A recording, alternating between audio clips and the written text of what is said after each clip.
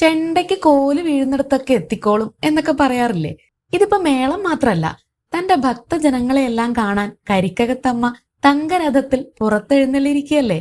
2 ദിവസത്തെ പുറത്തെഴുന്നള്ളത്തും കഴിഞ്ഞ് ദേവി തിരിച്ച് അമ്പലത്തിലേക്ക് കയറുമ്പോ ഉത്സവം അതിന്റെ പാരമ്യത്തിലെത്തും.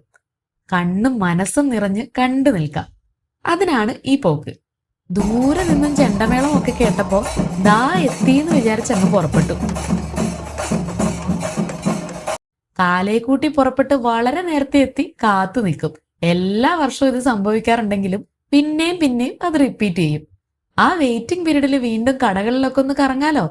അങ്ങനെ കാത്തു കാത്തു നിന്ന് ആ വരവ് കാണാനൊരു സുഖമുണ്ട്.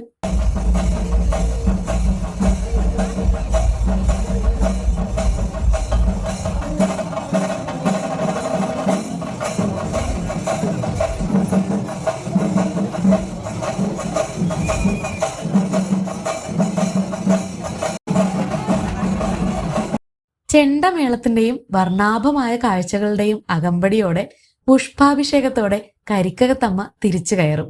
പിന്നെ ഒരു വർഷത്തെ കാത്തിരിപ്പാണ് ഈ ഒരു കാഴ്ചയ്ക്ക് വേണ്ടി.